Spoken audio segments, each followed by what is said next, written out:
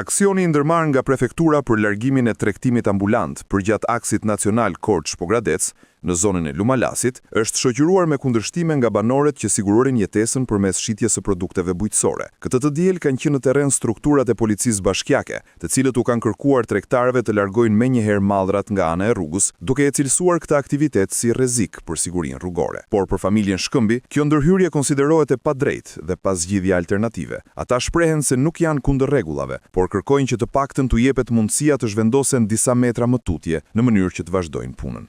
Erdhi prefektja me gjithë të shoqëruar, policia bashkiake, policia rrugore, të gjitha policitë, nuk të gjitha. Edhe ne i thamë, pse të na i çfarë, na largoj 6 metra. Jo, tha, nuk do shitet me anë xhades. Edhe pse i thamë, jo, tha, është burim aksidenti. Është atje i thashun, jo atje. Atje nuk është burim aksidenti i thashun. Aksidenti u bën në stacionin e autobusit ku Malas. Atje është më keq. Atje po jam dakord. Po jo në pronën time. Kaq i thamë asaj, tha, i besoj se mirë kuptuat edhe i. Po thatë në i ditë që nuk dolet në... Ditën e dytë nuk dolë. Nuk dolë se edhe rashia të ditë. Piqin i gjera, ta putin i brenda. Në të kundërt, Në kundërt, sa do t'ju gjobojmë? Ose do t'ju sekuestrojmë mallin? Juve sa ju prek kjo situatë? Na prek shumë. Djali është veti 4, pa punë. Tokat i mbjellën.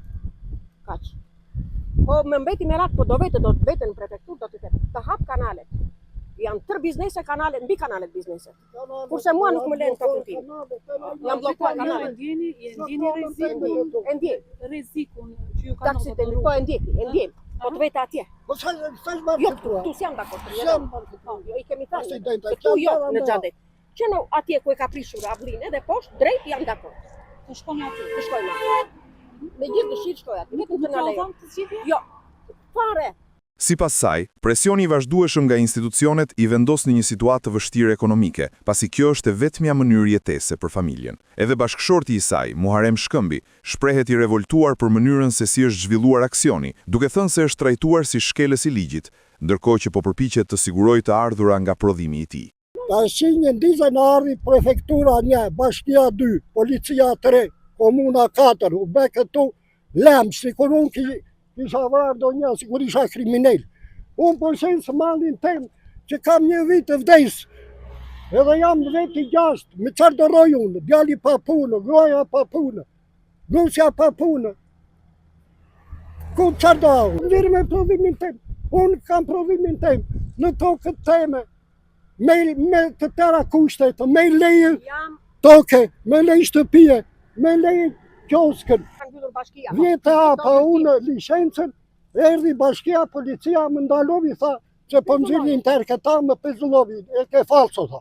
Po brëma unë e mërë nga bashkia, si që nga falso. S'më pyetën më morë malë, që gjetën, bëshën fugoni një që. Unë do të nxerë, 100 erë të vinë ditë, 100 erë do të nxerë. Unë në burë këtë, qarë të dualet më bëjnë, më shka tëtë. Tregtarët theksojnë se nuk kundërshtojnë ligjin, por kërkojnë trajtim më të drejtë dhe një zgjidhje konkrete nga institucionet, duke qenë se bëhet fjalë për produkte të tyre bujqësore dhe për të ardhurat e vetme të familjes. Ata propozojnë që të zhvendosen disa metra më larg rrugës, në mënyrë që të shmanget rreziku për aksidente, por pa u detyruar të mbyllin aktivitetin plotësisht. Teksa aksionet pritet të vijojnë edhe në ditët në vijim, vetet për tu parë nëse institucionet do të gjejnë një zgjidhje alternative për këta banor, apo përplasjet në terren do të vijojnë, duke lënë pa përgjigje shqetësimin kryesor të tyre, sigurimin e bukës së përditshme.